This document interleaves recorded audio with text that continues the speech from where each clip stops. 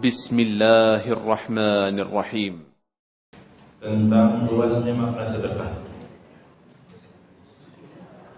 Dan sekarang insyaallah masih dengan tema yang searah dengan luasnya makna sedekah, tetapi dari sisi bahwasanya sedekah itu menjadi sebuah kewajiban bagi setiap Bani Adam yang dilakukan setiap harinya. Teruja hadis yang ke-25 sebelumnya bahwasanya ada sejumlah para sahabat yang mendatangi Rasulullah SAW. Kemudian mereka mengeluhkan keadaan mereka dan iri terhadap orang-orang kaya. Sedangkan mereka maksudnya meminta saran kepada Rasul, bagaimana kami yang miskin ini? Karena kami melihat bahwa ada habaib dusuri bil ujur. Orang-orang kaya telah membawa banyak pahala. Mereka salat, kami pun salat. Mereka sahur, kami pun sahur juga. Tetapi mereka bisa bersedekah, sedangkan kami tidak. Itulah luar biasanya para sahabat. Mereka melakukan ridha, memiliki sifat ridha atau hasan atau iri yang baik terhadap orang lain yang dilebihkan oleh Allah untuk mengerjakan ketaatan yang mereka tidak mampu untuk mengerjakannya. Maka mereka pun mengadu ke Rasulullah, ya Rasulullah, bagaimana ini? Mereka orang kaya bisa bersedekah, sedangkan kami tidak. Jadi mereka bisa dapat pahala sedekah, sedangkan kami tidak.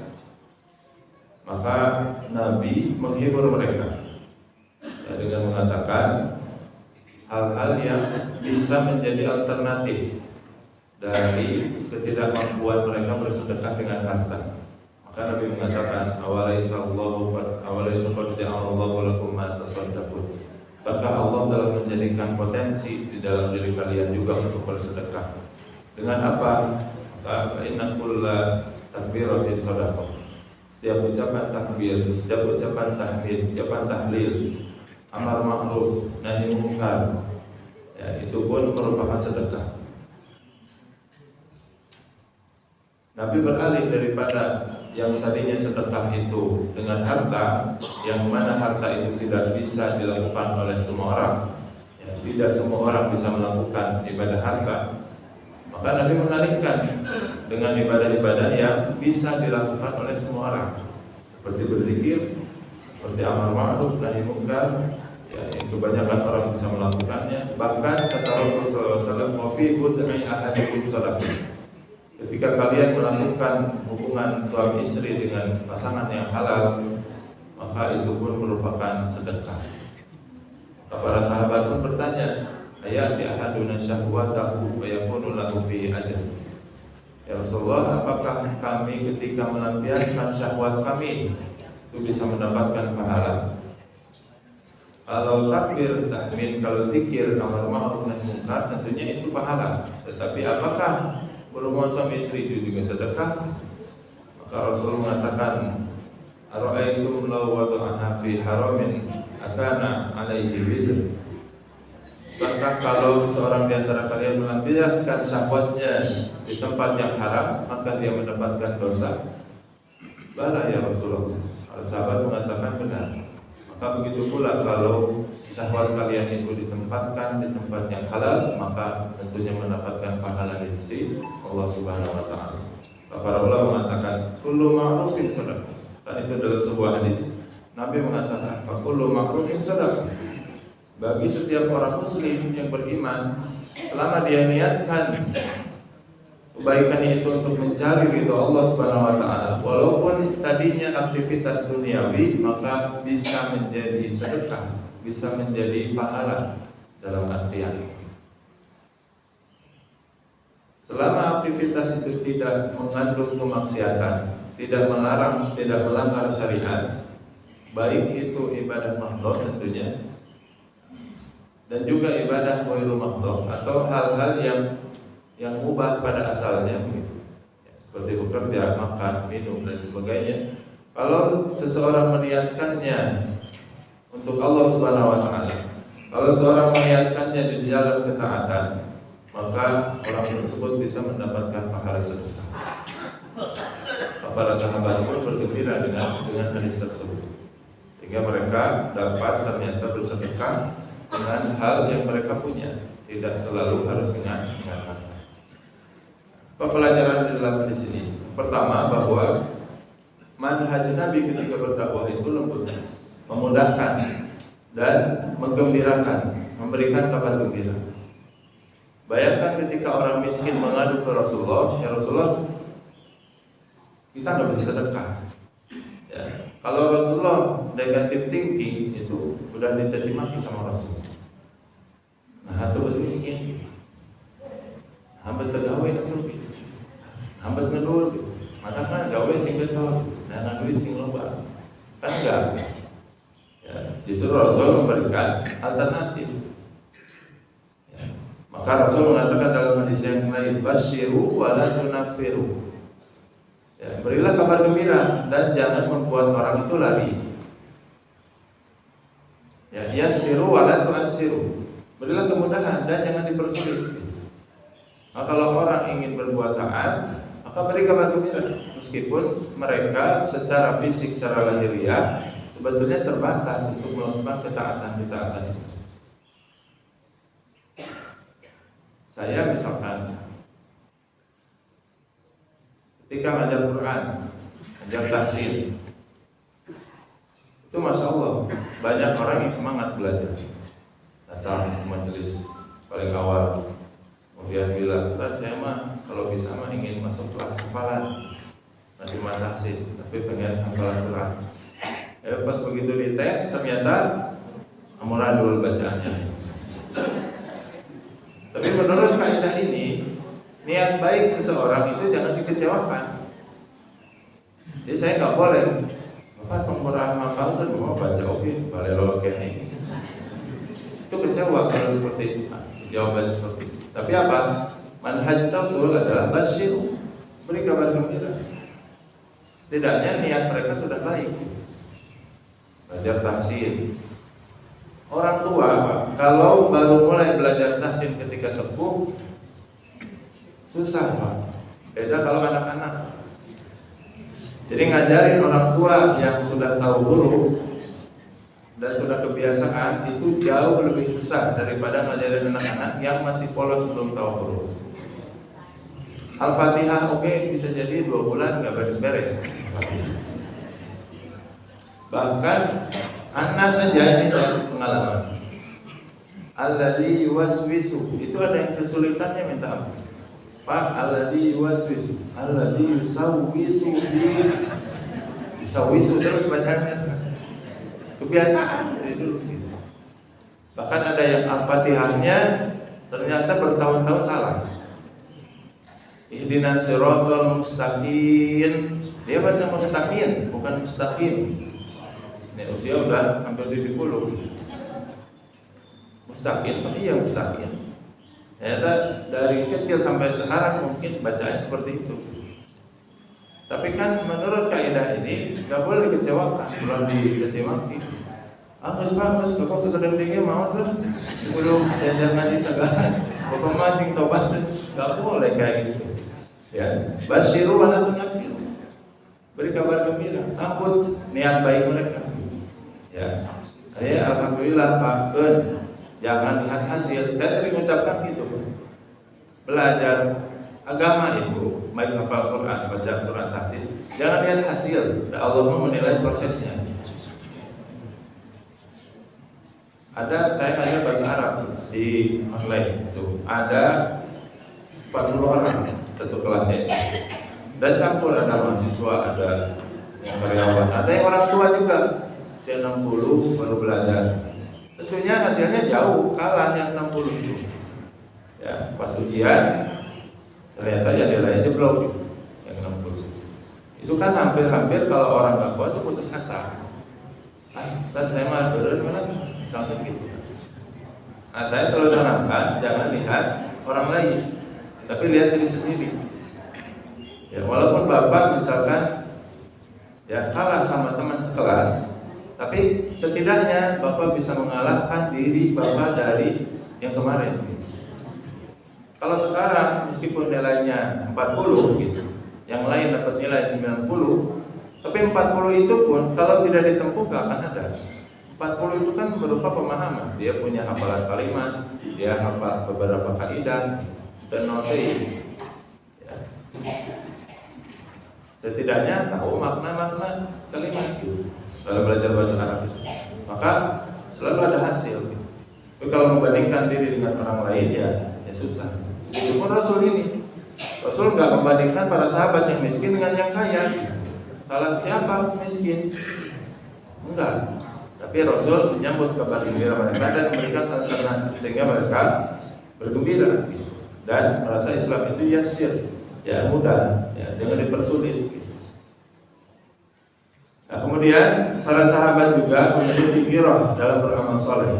Ini luar biasanya. Tidak ada satupun amal soleh yang diisyaratkan oleh Rasul melainkan para sahabat mengerjakannya dulu setelah Rasulullah SAW mengisyaratkan amalan tersebut. Maka kita dapati dalam banyak hadis seperti Ibnu Umar yang dinasihati oleh Rasulullah SAW untuk jangan meninggalkan sholat witir sebelum tidur atau sholat malam. Maka kata beliau, aku tidak pernah meninggalkannya sampai hari ini, sampai beliau wafat. Sekali dinasihati, nempel sampai seumur hidup diamalkan. Ada Ummu Salamah yang dijanjikan oleh Rasulullah SAW, siapa yang menjaga rawatib 12 rakaat setiap harinya. 12 rakaat itu apa aja Pak? 12 subuh 2, 12 zuhur 4, pada zuhur 2, terus pada maghrib 2, pada isya 2. Siapa yang menjaga 12 rakaat tersebut, maka banallahu lahu baitan fil jannah. Allah akan membangunkan baginya istana di surga. Maka kata Ummu Salamah dan menurut para sahabat-sahabiah yang lain, beliau tidak meninggalkan sholat rawatib 12 rakaat setiap hari sampai wafat. Itu lagi roh para sahabat. Maka kita boleh bilang secara kasar, kalau ada sebuah amalan yang tidak dilakukan oleh para sahabat, sementara mereka pada dasarnya mampu untuk mengerjakan amalan tersebut, maka sebaiknya kita tidak usah ngamalin. Karena kalau amalan itu benar-benar disyariatkan, harusnya para sahabat mengamalkan. Minimal 1-2 orang ada yang mengamalkan itu. Lain halnya kalau amalan itu ada penghalangnya. Ya, di zaman Rasul ada penghalangnya sehingga tidak bisa diamalkan. Itu menjadi masalah mursalah. Seperti belajar di pesantren, kuliah, susun keilmuan, ilmu nahwu, enggak ada zaman para sahabat. Ya. Maka boleh kita amalkan. Kenapa? Karena mereka tidak mengamalkan itu karena ada penghalangnya atau belum ada urgensitasnya. Ya. Tapi mohon maaf, seperti merayakan kelahiran Rasulullah SAW, para sahabat mampu, nggak ada yang nggak mampu dan nggak ada penghalangnya. Dan dorongan untuk merayakan itu ada, tapi tidak dia kerjakan. Berarti kita juga nggak usah. Ya, karena para sahabat ini jadi role model kita dalam beramal. Kalau sebuah amalan itu pun ada pahalanya, maka para sahabat lebih dulu mengerjakannya. Kalau kita merasa bahwa kita mengikuti Rasul dan para sahabat, maka itu menjadi sebuah patokan, gambaran. Walaupun masalah maulid Nabi yang dilarang oleh para ulama adalah ya, bukan cuma merayakan, tapi merayakan kemudian dengan perayaan-perayaan tertentu. Ya. Kalau di Bandung ini kebanyakan perayaan maulid itu bukan seperti di luar Jawa Barat. Kalau di Jawa Barat kadang-kadang ada ritualnya, ada bacaan ini, kemudian berdiri, kemudian nanti menyambut kedatangan Nabi di tengah-tengah mereka. Kemudian ada bacaan tertentu. Nah itu sudah menjadi amalan yang tidak disyariatkan. Tapi kalau di kita biasanya yang dinamakan maulid itu cuma peringatan aja. Nanti ada tausiah, ada makan-makan. Kalau sebatas itu, ya hanya menjadikan momentum saja tidak masalah. Imam Ahmad, Imam Nawawi, Imam Suyuti membolehkan. Ya. Tapi jangan jadi keyakinan bahwa nanti Rasul datang harus ada bacaan ini itu menjadi amalan yang harusnya ada dalilnya. Ya, tapi kalau hanya sebatas memperingati itu maksudnya dalam artian ini kan momentum. Ayo kita belajar sirah Nabi, tausiah, di situ makan-makan, selesai. Menjadikan satu hari sebagai ajang untuk pengajian tidak ada masalah. Ya, tidak harus ada dalilnya. Kan sekarang juga hari Minggu ngaji, Minggu subuh nggak ada dalilnya, apalagi diakhiri dengan sarapan nggak ada. Iya. Di zaman Nabi pengajian itu bukan ahad subuh. Ya. Di rumah kalau tidak salah Ibnu Abbas yang mengadakan pengajian setiap malam Jumat. Tapi kan bukan dalam rangka memputuskan malam Jumat tersebut. Hanya menjadikan memang ya bisanya hari itu. Kita juga memang bisanya hari ini aja. Kalau hari biasa ya susah ada yang kerja. Ya begitupun menjadikan satu hari sebagai perayaan tidak masalah. Bukan sebagai perayaan ya, dalam artian sebagai momentum saja tidak masalah. Tapi kalau harus merayakan dengan tek-tek mengeknya, ya yang diyakini setiap itu harus gitu seperti itu, maka khawatirnya menjadi amalan yang bid'ah. Kemudian para sahabat itu senantiasa menggunakan harta mereka untuk ketaatan. Ya, kita boleh cari banyak harta sebanyak-banyaknya, tapi kalau bisa tujuannya jangan duniawi. Ya, tujuannya harus ukhrawi. Itu tidak tercela dalam Islam. Jadi Nabi itu enggak mencela sahabat yang kaya ketika datang sahabat yang miskin. Ya, udah biarinlah. Misalkan datang yang miskin tadi, ya Rasulullah saya nggak bisa sedekah, mereka orang kaya bisa sedekah. Rasul kan nggak negatif tinggi, kan baik mau dibawa ke akhirat harta enggak, kan baik bawa mahkamah korupsi, tidak negatif tinggi. Kenapa? Karena harta itu kalau dipergunakan di jalan yang baik ya baik, terpuji harta tersebut. Kemudian merupakan kebaikan jika memiliki sifat ghibthah. Bahkan ini disunahkan. Ya, kita disunahkan iri terhadap orang-orang yang bisa melakukan ketaatan, sementara kita tidak mampu. Ya, kita nggak bisa hafalan Quran. Orang ada yang bisa, kita disunahkan iri. Iri dalam arti bukan hasad. Kalau hasad benci. Ada orang bisa, sementara kita nggak bisa. Kita pengen orang itu nggak bisa kayak kita, itu hasad. Tapi kalau gitu kita pengen seperti itu aja dan kita senang melihatnya. Itu gitu. Ya, jangan misalkan belum apa-apa udah negatif tinggi. Bapak ya tuh kita biasa, ya cuma sebatas itu. Badai nyumbang dengan 2 angkos. Bapak ngaji ya, terus segala rumah nanti. Ya itu nggak boleh. Justru harus ada sikap gitu. Harus ada kesenangan ketika melihat orang lain, ya, walaupun dia tidak mampu. Ya, kemudian Pak, orang yang terhalang oleh sebab uzur dari melakukan sesuatu kebaikan, maka boleh jadi dia tidak melakukan kebaikan itu, tapi tetap mendapatkan pahalanya. Ya, kita kalau nggak mampu sholat tahajud, sementara kita sangat menginginkan sholat tahajud tersebut, tapi qadarullah tidak mampu karena uzur syar'i, boleh jadi pahalanya sudah dicatat Allah Subhanahu wa taala. Dalam hadis yang lain Nabi mengatakan, ada orang para sahabat yang mendapatkan pahala perang, yang ikut bersama kalian mendaki gunung, menuruni lembah. Sementara mereka duduk di rumah-rumah mereka, habasahumul marad, ya terhalang oleh sakit-sakit yang mereka derita. Ya, tapi mereka sudah berniat untuk berjihad bersama kalian, sementara terhalang oleh uzur syar'i, maka mereka tetap mendapatkan pahalanya. Ya. Jadi seperti orang yang nggak mampu haji, ya. Kan ada apa yang salah paham. Cenah niat oke dapat pahala 1. Itu enggak. Kalau niat belum dicatat pahalanya. Yang dicatat pahala itu himmah. Himmah itu tekad yang kuat, yang dibarengi dengan usaha. Nah kalau niat cuma keinginan saja, semua orang juga ingin. Saya tanya, Bapak yang belum haji mau haji nggak? Mau. Apakah semua dapat pahala haji ketika bilang mau tersebut? Enggak. Kalau cuma mau mah, asalkan dia muslim pasti mau. Yang dapat pahala haji itu apa? Yang kalau dia sudah menjadi tekad, sudah menjadi usaha, ya, sudah dia berikhtiar dengan itu. Kalau darurat tidak berhasil, maka boleh jadi dia tetap mendapatkan pahala haji tersebut. Kalau selama dia terhalang oleh udzur syar'i. Ya. Terakhir, menjadi kaya itu tidak wajib. Ya, namun merupakan kelebihan yang Allah berikan untuk potensi beramal saleh.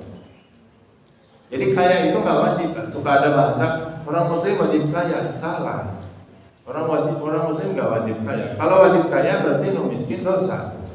Miskin masuk neraka semua. Padahal mayoritas sahabat, saya tanya, mayoritas sahabat itu miskin atau kaya? Miskin, Pak, bukan kaya. Memang banyak yang kaya dan itu di blow up oleh si Robi. Ya, tapi juga kebanyakan miskin. Karena memang di setiap zaman juga yang kaya dan yang miskin itu selalu ada. Dan yang selalu terekam itu adalah yang kayanya. Kaciri mah beunghar apa? Nu sangsara jarang kaciri. Kepada sahabat pun demikian, terkadang seolah-olah udah lihat para sahabat yang hampir semua kaya. Kata siapa? Hampir semua kaya. Kebanyakan tuh Abu Hurairah termasuk ashabus suffah yang tinggal di emperan masjid, nggak punya rumah. Bersama para sahabat yang lain miskin, Pak. Tapi jadi perawi hadis nomor wahid, nomor 1. Ya paling banyak hadisnya. Jadi kaya itu nggak wajib. Kalau jadi kaya wajib, Rasul ketika didatangi oleh orang-orang miskin bilangnya apa? Ya Rasulullah, saya iri sama orang kaya. Ya matanya usaha tuh. Masuk neraka sih sok miskin mah. Kan enggak, ya. Itu Rasul memberikan alternatif, membuktikan bahwa jadi kaya itu nggak harus. Tapi kalau orang kebetulan jadi kaya, ya dia hendaknya memanfaatkan kekayaannya itu untuk masuk surga. Ya kan, keadaan orang muslim itu antara dua hal. Kalau nggak diberikan kelebihan dia bersyukur, kalau nggak dia diberikan ujian dia bersabar. Kalau nggak wajib diberikan itu. Ya. Bahkan jadi miskin itu kadang takdir, Pak. Ya. Jadi miskin itu kadang takdir. Tidak selalu orang miskin itu karena malas. Ini Rasul juga pas datangnya orang miskin nggak mengevaluasi. Cing kumaha kalian usahanya, cing bisi ada yang salah enggak? Karena boleh jadi kemiskinan itu takdir. Ada orang yang udah usaha setelah kebak, kalau udah takdirnya sangsara ya sangsara gitu namanya gitu. Ya, miskin itu takdir. Kalau sudah sesuatu kalau sudah diikhtiarkan maksimal, tetapi tidak berhasil, ya, kita sudah berikhtiar mencari kekayaan semaksimal yang kita bisa, tapi tidak bisa, maka kemiskinan itu adalah takdir. Ya, ketidakmampuan, ketidakcukupan itu adalah takdir Allah Subhanahu wa taala. Kalau yang namanya takdir, ya harus diterima, harus ridho gitu. Dunia juga sambil berikhtiar terus. Nah, itulah pelajaran antara pelajaran penting hadis yang ke-25. Sekarang kita lebih meluas lagi dan dilengkapi dengan hadis yang ke-26 bahwa bersedekah itu hukumnya wajib, ya, atas setiap persediaan. Hadis ini dari Abi Hurairah radhiyallahu anhu, qala Rasulullah sallallahu alaihi wasallam, bahwa kata Abu Hurairah Rasulullah sallallahu alaihi wasallam bersabda, "Kullu sulama minan nasi alaihi shadaqah. Kullu yaumin tatlu fihi syams." Setiap sulama itu persendian manusia, ya. Alaihi shadaqah. Kalimat ala dalam bahasa Arab itu menunjukkan perintah wajib. Jadi wajib bagi setiap manusia untuk bersedekah atas setiap nikmat persendian mereka. Kullu yaumin tatlu'u fihi syams. Ya, setiap hari ketika matahari itu terbit. Maka Nabi memberikan gambaran sedekah itu luas. Ta'dilu baina isnaini shadaqah. Mendamaikan dua orang itu sedekah yang bertikai. Ya, mendamaikan dua orang yang berselisih itu sedekah. Wa tu'inur rajula fi dabbatihi fatahmiluhu lahu 'alaiha aw tarfa'u lahu 'alaiha mata'ahu. Kamu membantu orang naik ke kendaraan atau mengangkatkan barang mereka ke kendaraan mereka, itu adalah sedekah. Wal kalimatut thayyibah sedekah. Dan kalimat-kalimat yang baik, ucapan-ucapan yang baik, yang positif, ya, yang santun itu adalah sedekah. Wa bi kulli khutwatin tamshiha ila sholati shadaqah. Dan setiap langkah yang kamu ayunkan menuju masjid untuk sholat, maka itu adalah sedekah. Wa tumitul adha 'anil tariqi shadaqah. bahkan kamu menyingkirkan gangguan dari jalan, itu adalah sedekah. Ya, di sini sahih diriwayatkan oleh Imam Bukhari Muslim. Jadi kalau hadis sebelumnya menggambarkan luasnya makna sedekah, hadis ini menggambarkan luasnya makna sedekah dan juga dari satu sisi bahwa sedekah itu wajib hukumnya sebagai bentuk syukur. Ya. Dan Rasul mengatakan, kullu yaumin tatlu'u fihi syams, bahwasanya sedekah itu wajib dilakukan setiap hari, bukan setahun sekali, bukan sebulan sekali, bukan seminggu sekali hari Jumat aja. Kan sekarang ngetrennya apa Pak?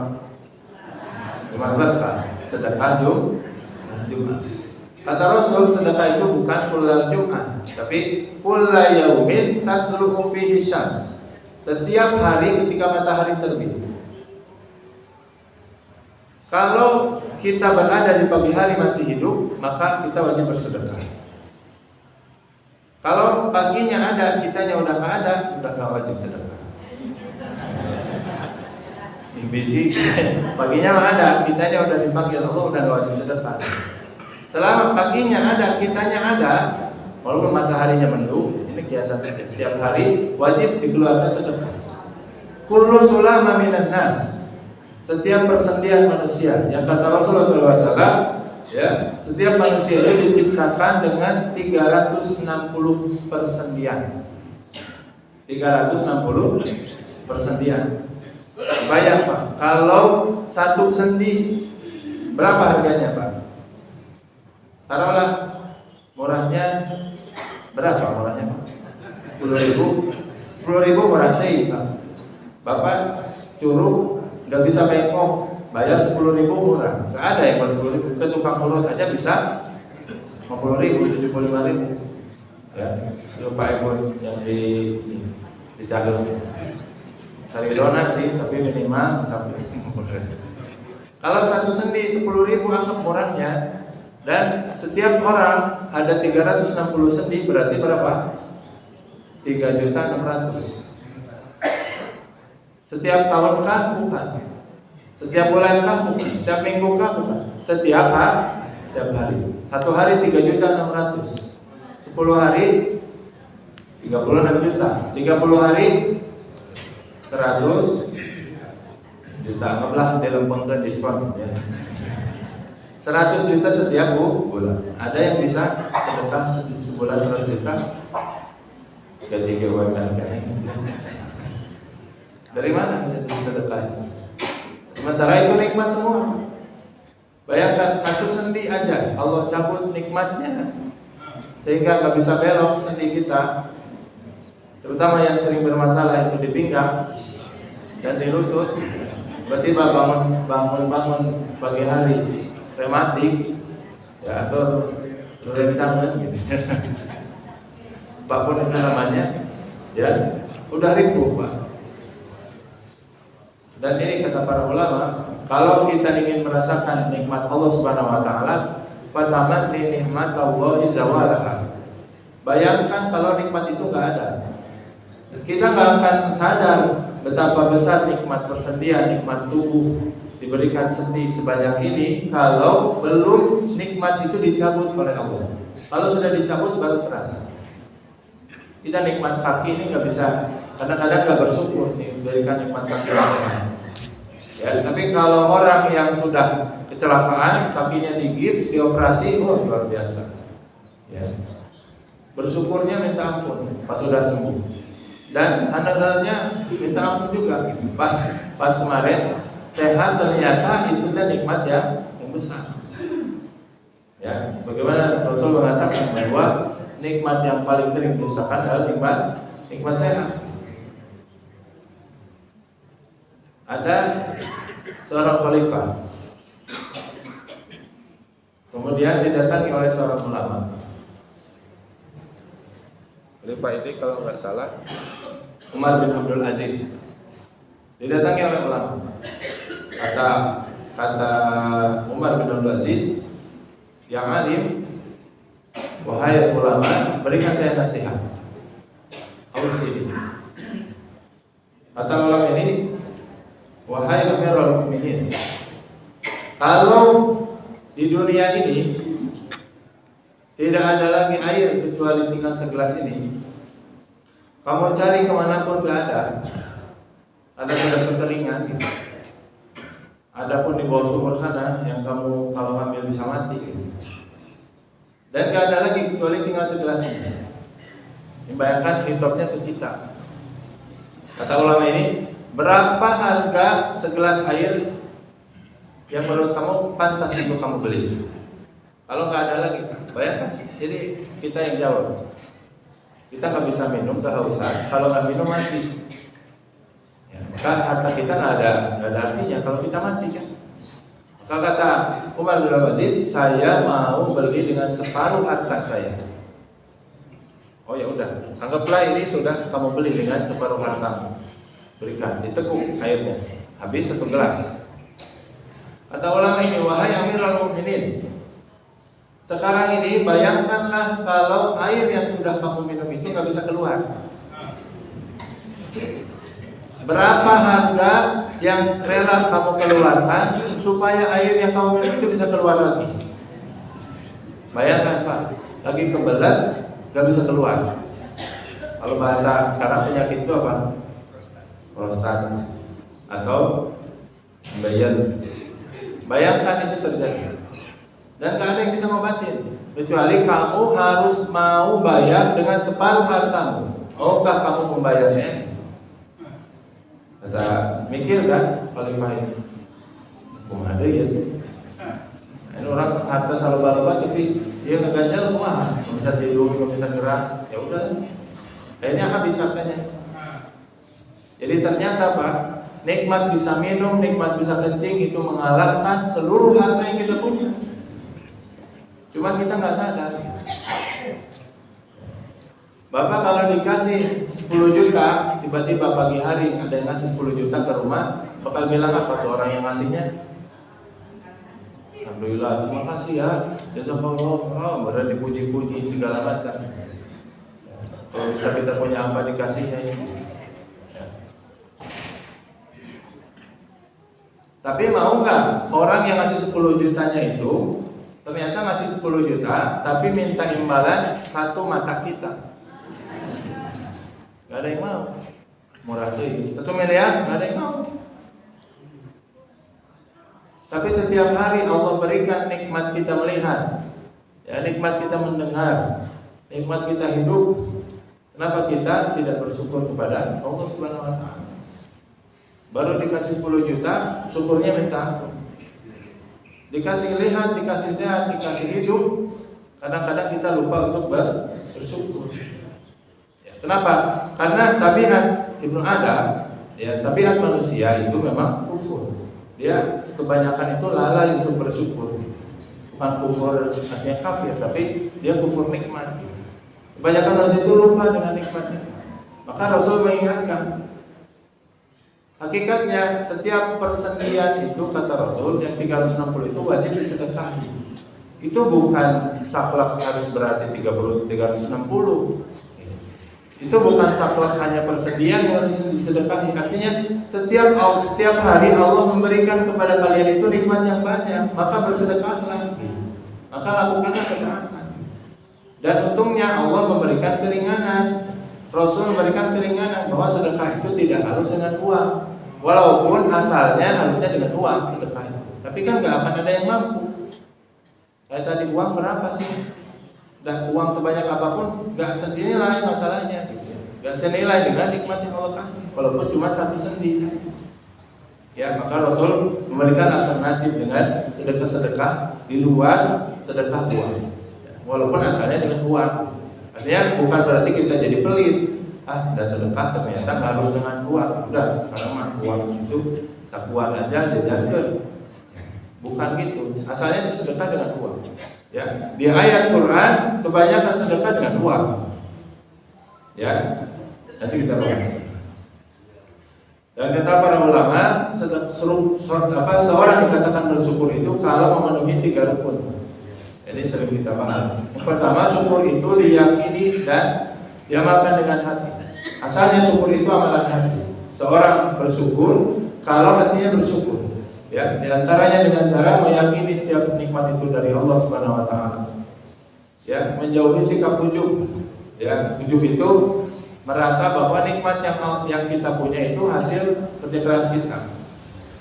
Bapak nah jasa ieu Bapak nih gaduh bumi dan tapani, gaduh kendaraan. Ada lima baheula kuliah lagi di ITB. Terus jadi pejabat ya, gak ada Allah yang terucap di lisannya. Itu belum bersyukur berarti. Ya, syukur itu hakikatnya meyakini setiap nikmat dari Allah, bukan ujub, bukan juga syirik. Ya, sehingga syirik itu meyakini makhluk sebagai pemberi nikmat. Ya. Kemudian menjauhi sikap hasad atau dengki. Hasad atau dengki. Ya, seorang kalau dengki ke orang lain, nikmat Allah yang Allah berikan sama orang lain, dia masih hasad, masih dengki, masih nggak suka, maka dia belum bersyukur kepada Allah. Ya, makanya hasad itu Pak jadi dosa besar. Dengki itu jadi dosa besar. Kenapa? Karena hakikatnya ketika seorang dengki, dia kufur nikmat. Ya, dia kufur nikmat kepada Allah Subhanahu wa taala. Dan dia tidak terima terhadap takdir pembagian rezeki dari Allah. Yang kedua, syukur dengan lisan atau ucapan, dengan banyak memuji Allah, banyak menyebutkan nikmat. Wa amma bi ni'mati rabbika fahadits. Adapun nikmat Rabb kalian, maka banyak-banyaklah diceritakan. Disebutkan dengan tahadus bin nikmah. Ya, selama niatnya bukan riya, bukan pamer. Tahadus bin nikmah itu tidak menyembunyikan nikmat gitu. Ya, entah tiap pagi bukan begitu ngomongnya. Bapak kumaha kabarnya? Alhamdulillah sehat. Mau anak saya acan bayar SPP. Bapak kumaha kabar? Sehat. Mau anak saya kamari lagi ke dokter yang saya sakit. Ngeluh. Ya. Nah itu tidak syukur namanya. Orang syukur itu ya selalu menceritakan nikmat. Walaupun dia sedang dipuji, tapi yang dia ceritakan adalah nikmat Allah Subhanahu wa taala. Ya, dan nggak mungkin nggak ada yang bisa nikmat itu. Ya, kalau orang positif thinking kayak orang Sunda. Ya, kayak teman saya kemarin tabrakan di Dago dari motor, jumpa Pak, juntai ke depan, dia digips, kakinya digips, ini patah tulang. Kumaha? Ya, ceritain. Alhamdulillah teh di hareupeuna mobil. Alhamdulillah ini kan baik udah dingin, udah patah tulang masih alhamdulillah. Alhamdulillah teh cenah ieu nu patah leungeun ieu kamu nu katibu hese. Alhamdulillah deh. Ya, kalau orang positif mah selalu ada aja celah bersyukur. Ya jangan dikeluhkan nikmat. Ya satunya dengan memuji Allah. Dalam sebuah hadis Rasul mengucapkan doa ini ketika pagi. Allahumma ma asbaha bi min ni'matin aw bi ahadin min khalqi. Ya Allah, ya, apapun nikmat yang aku rasakan di pagi hari ini ataupun seseorang rasakan di pagi hari ini, faminka wahdaka la syarika, maka itu darimu, tidak ada selainmu. Falakal hamdu wa lakas syukur. Maka bagimu lah pujian dan bagimu lah syukur. Terima kasih. Artinya menyematkan nikmat kepada Allah Subhanahu wa taala dengan ucapan. Kemudian menceritakan nikmat, ya. Menjauhi sikap meminta-minta pada makhluk, itu syukur dengan ucapan. Kemudian yang paling penting, ya, syukur dengan amal perbuatan. Ini yang paling penting. Adalah ngomong kosong kalau seseorang bersyukur hanya dengan lisan. Alhamdulillahnya kurang sehat, alhamdulillah, ngomong terus alhamdulillah. Tapi alhamdulillah itu belum syukur. Makanya Pak di diksi Quran kalimatnya itu wa qalilun min ibadiyah syakur. Dan sangat sedikit di antara hambaku yang bersyukur. Itu maksudnya syukur apa? Syukur dengan amal soleh. Dan kalau cuma bilang alhamdulillah mah semua orang juga bisa. Ya. Preman aja yang gak sholat kalau ditanya apa kabar dan dia lagi keadaan sehat bilangnya apa? Alhamdulillah. Berarti Bapak cuma bilang alhamdulillah jika masih tahapan orang awam gitu Pak maksudnya. Kalau cuma bilang alhamdulillah, karena syukur itu harus diwujudkan dalam amal. I'malu ala Daud syukra, kata Allah, wahai keluarga Daud, beramalah sebagai bentuk syukur. Makanya Rasul ketika sholat tahajud kakinya bengkak, jawabannya apa? Ini bentuk syukurku. Karena syukur itu harus diwujudkan dengan amal perbuatan. Ya, ngomong kosong kalau cuma ngomong di status. Alhamdulillah, terima kasih ya Rabbana atas segala nikmat yang Kau berikan. Bila ada orang batur kamasi dia beli rumah, bukan syukur namanya. Dan mohon maaf, ya, saya beberapa kali diundang tausiah untuk syukuran gitu. Ini mohon maaf sekali ya. Kadang-kadang orang yang syukurannya nggak ada di tempat. Engkau saya tadi diundang ceramah untuk syukuran, tapi yang undangnya sibuk di dapur gitu. Kamu baca surat Ar-Rahman, baca. Yang baca siapa? Tetangga dan majelis taklim. Yang punya rumah kekeprok di dapur gitu. Batur doa, dia juga masih sibuk. Jangan. Kan yang syukuran siapa? Yang punya rumahnya. Yang harus punya rumah harusnya lebih terdepan gitu untuk baca Quran. Kalau ada baca Quran ya baca Quran ikutan. Kalau doa ya doa ikutan. Ya, kadang-kadang kan gitu. Ya, nah ini boleh jadi sebetulnya syukurnya belum ke hati gitu. Ya, belum benar-benar dia berterima kasih sama Allah. Ya, dia syukur dengan perbuatan artinya menjauhi larangan dan menempatkan diri untuk mendapatkan ketaatan. Ya. Dan di antara amalan yang menunjukkan syukur adalah sedekah. Makanya Rasul mengatakan was-shadaqatu burhan. Sedekah itu adalah burhan, dalil, bukti keimanan, bukti kesyukuran kita. Ya. Dan asal hukum sedekah tadi dengan apa? Dengan harta sedekah itu. Kalau yang nggak mampu baru dengan amalan perbuatan tadi, dengan zikir, dengan amalan yang lain. Tapi asalnya sedekah itu dengan harta, Pak. Cuman kalau semua dengan harta masalahnya nggak semua orang mampu. Bahkan mungkin kebanyakan orang itu nggak mampu. Makanya ada alternatif yang lain. Nah, kenapa Islam itu memotivasi sedekah? Ada banyak manfaat, Pak. Di antaranya sedekah itu mendatangkan manfaat sosial yang besar. Ini Pak, minggu ini pengajian nggak akan seramai ini kalau nggak ada sarapan. Saya yakin ini saya dikatakan, tapi insya Allah bukan tempat inilah, ini tempat yang lain ya, tempat yang lain ini. Maksudnya apa? Sedekah itu menjadikan aktivitas sosial itu lebih mengalir. Orang kalau bapak masih sedekah ke orang fakir miskin 100.000, maka 100.000 ini dibelikan beras. Oleh tukang beras diberikan ke petani. Dia juga mungkin bisa sedekah dengan itu. Dia bisa bayar SPP untuk anaknya. Anaknya bisa sekolah. Dengan sekolah dia dapat ilmu. Dengan dapat ilmu dia bisa bekerja dan seterusnya. Maka hanya dengan sedekah aktivitas sosial itu bisa mengalir. Bisa ada aktivitas sosial. Sedekah itu luar biasa. Baik sedekahnya sedekah yang sunnah ataupun sedekah yang wajib seperti zakat. Yang jelas setiap harta yang kita keluarkan di jalan Allah pasti ada manfaat sosial. Ya. Bapak punya perusahaan di Antamani, ada banyak cabang. Sedekah. Ternyata orang yang di Bapak kasih sedekah belanja di mana? Di warung yang Bapak punya juga, muter-muter kene. Itu kan mungkin. Gitu. Ya, artinya ada manfaat sosial yang besar. Kita sedekah beasiswa. Ya, kayak di saya pesantren kebanyakan yatim duafa. Maka ada orang tua asuh yang tiap bulannya ngasih ya ke satu orang ke dua orang. Itu bayangkan kalau dengan sedekah yang mereka keluarkan, kemudian ada aktivitas hafalan Quran, mereka jadi mengajar, kemudian nanti jadi alim, ada yang kuliah ke luar negeri ke Madinah misalnya. Ya, maka menjadikan aktivitas sosial itu lebih bermanfaat.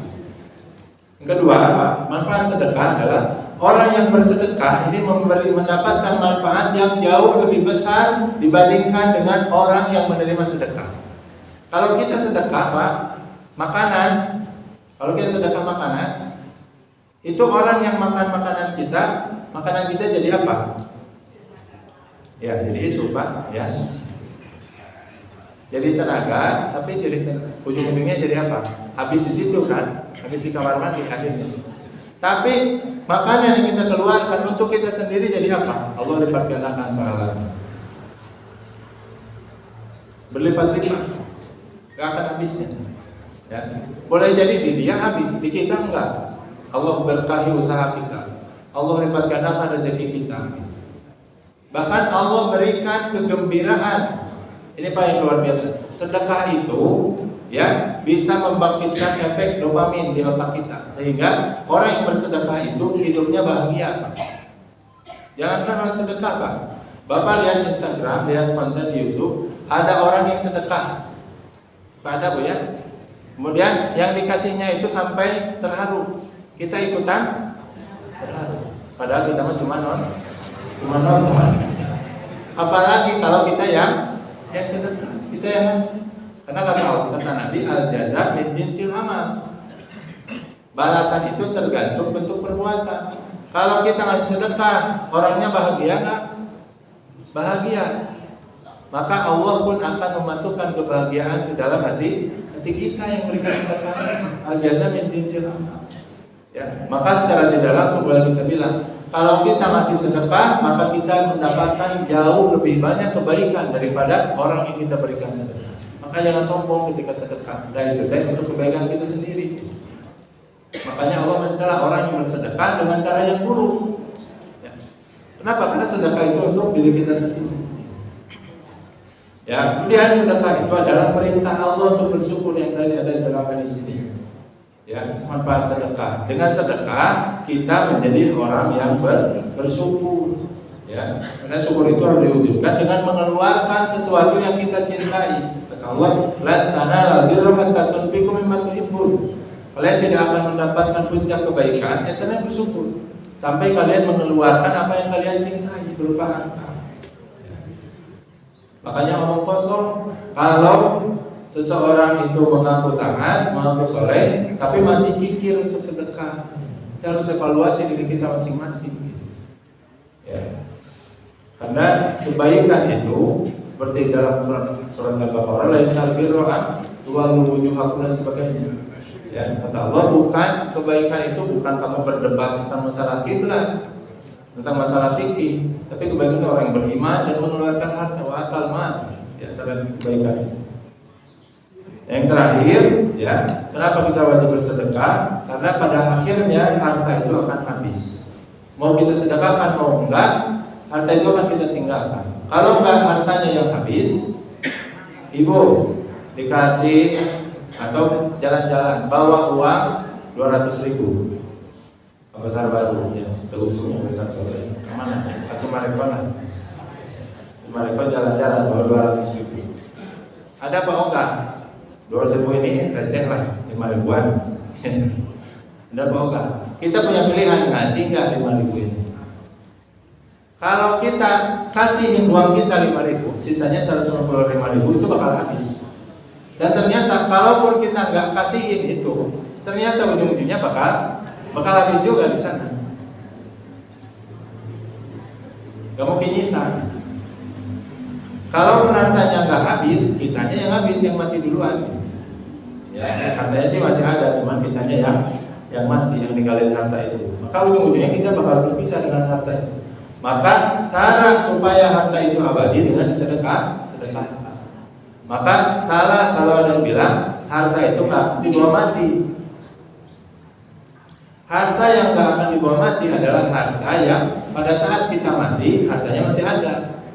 Tapi kalau hartanya pas saat kita hidup kita sedekahkan, hakikatnya harta itu kita akan bawa mati. Maka kalau kita mau harta kita bawa mati, bukan disimpan, ya, bukan ditabung, tapi disedekahkan, diwakafkan, ya, dijadikan manfaat untuk umat.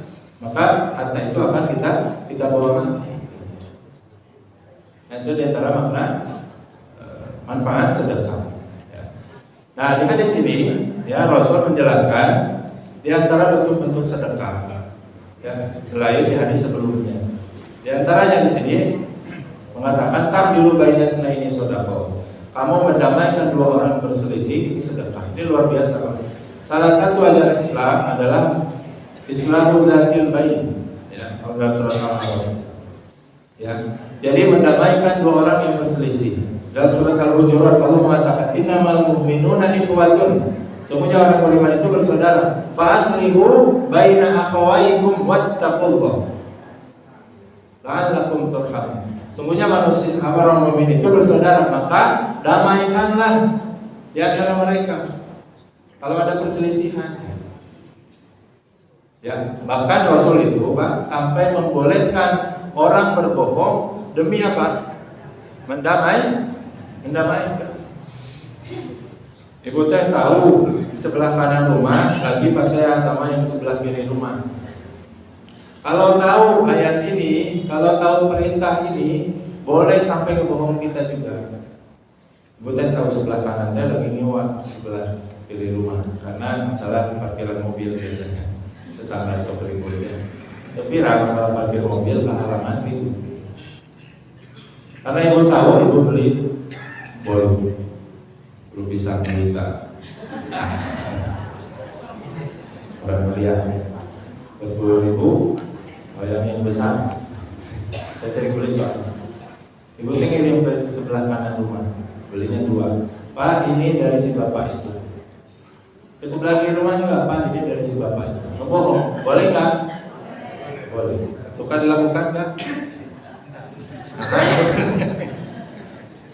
Boleh sih, boleh. Iya, boleh itu teh, bohong itu boleh.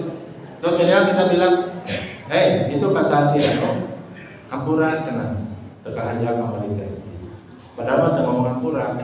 Bilang ke sini juga kata itu ampura. Pas ketemu udah damai. Boleh. Bohong itu boleh. Mendamaikan suami istri, ya kita punya orang tua, damaikan. Kita bohong ke ibu kita, mah nih dari si bapak tadi, udah. Ngebohong juga boleh. Maksudnya sampai berbohong aja jadi boleh gitu. Saking pentingnya mendamaikan dua pihak yang berselisih. Ya. Allah juga wa in ta'ifatani minal mu'minin iqtatalu fa aslihu bainahuma. Kalau ada dua orang mukmin yang berselisih atau dua pihak mukmin yang berselisih, fa aslihu bainahuma. Ya, maka damaikanlah di antara keduanya. Maka ada syariat Islahu Zatil Bain. Ya, mendamaikan dua pihak yang berselisih. Nah, kata Syekh Utsaimin mengatakan dalam Syarah Al-Bainnya, makna mendamaikan ada 2 cara. 1 menghukumi, 2 islah. Menghukumi artinya menengahi dan mencari siapa yang salah. Seperti di pengadilan, itu juga sama upaya untuk mendamaikan.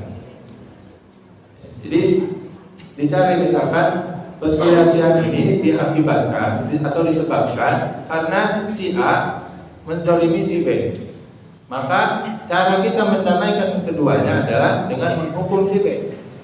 Kalau si A ini nggak minta maaf, nggak menerima maaf si B, nggak memaafkan. Itu cara yang pertama dengan al-hukmu namanya, dengan menghukumi, mengambil siapa yang salah dia dihukum. Yang kedua dengan islah. Islah itu mendamaikan kedua belah pihak. Ya, misalnya beda segitu, maksudnya ampura lagi. Ya. Kalau kedua belah pihak bersepakat untuk islah, maka itu baik juga. Tapi yang pertama lebih utama, kalau ada satu pihak yang terzalimi. Jadi nggak semua perdamaian itu harus ditempuh dengan cara islah.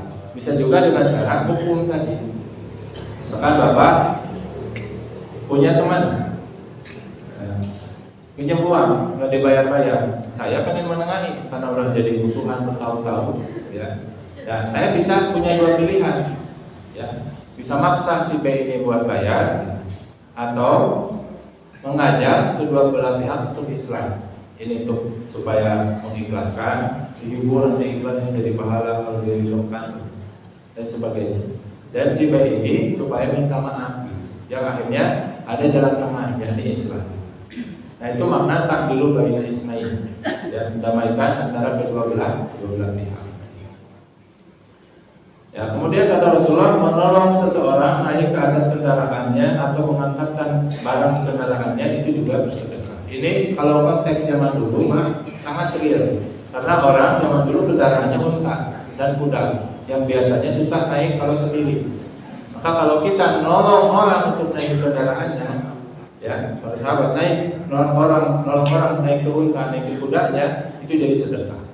Kalau zaman sekarang ya naik orang ke bis, bantuin orang ke bis, bantuin orang naik motor atau bawa lihat tetangga lagi kerepotan bawa barang berat, kita bawain, itu jadi sedekah.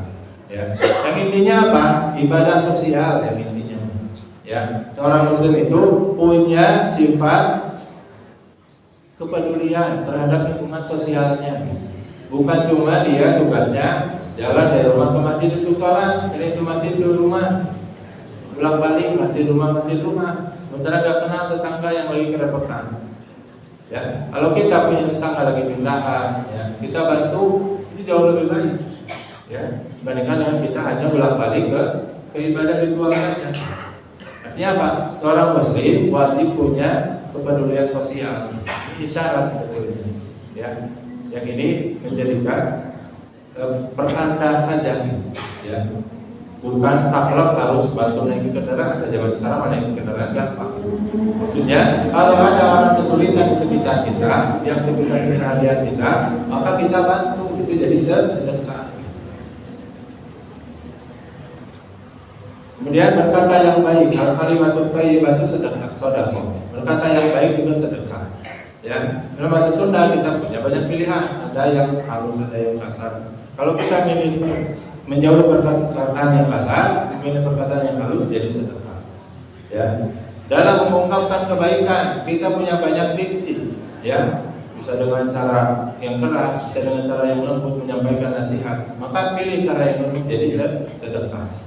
Jadi kalimat thayyibah, kalimat yang baik itu dilihat dari dua sisi, Pak.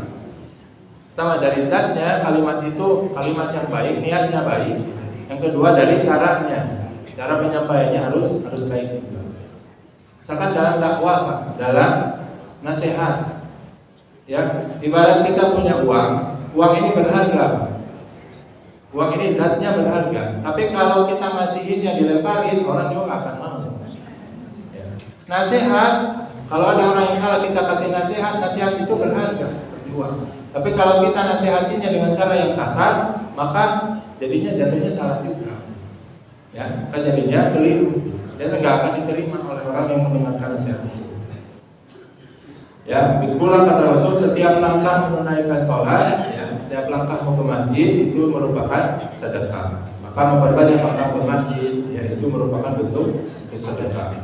Atau menyingkirkan gangguan dari jalan, itu pun merupakan sedekah.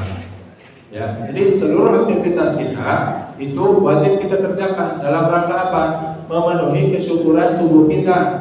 Ya, dalam rangka kita bersyukur atas setiap nikmat kesediaan tadi.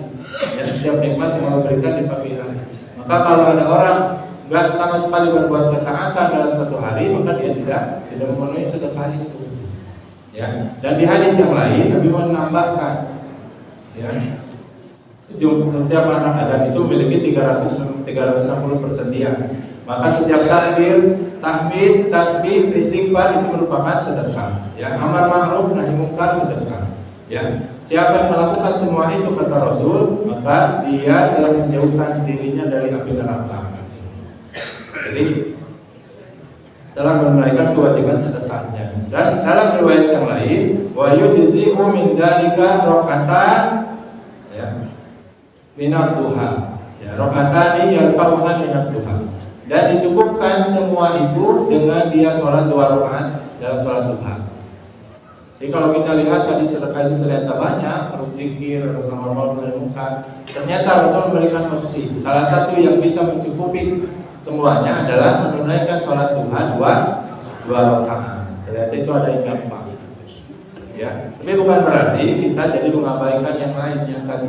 Ya, karena di antara perkara tadi ada yang Allah wajibkan seperti jalan ke masjid, tetap itu wajib. Ya, meskipun sudah sholat duha, meskipun sudah sedekah dengan harta. Allah alam bisawab, ya, itulah tentang hadis ke-25 dan ke-26. Jadi masih berkaitan pada intinya tentang luasnya makna sedekah. Bahwa sedekah itu asalnya dengan harta, tetapi banyak opsi lain untuk meraih pahala sedekah. Dan juga ternyata ternyata di satu sisi sedekah itu adalah wajib, ya, karena memang Allah mewajibkannya sebagai bentuk syukur kita kepada Allah atas setiap nikmat yang kita terima. Allah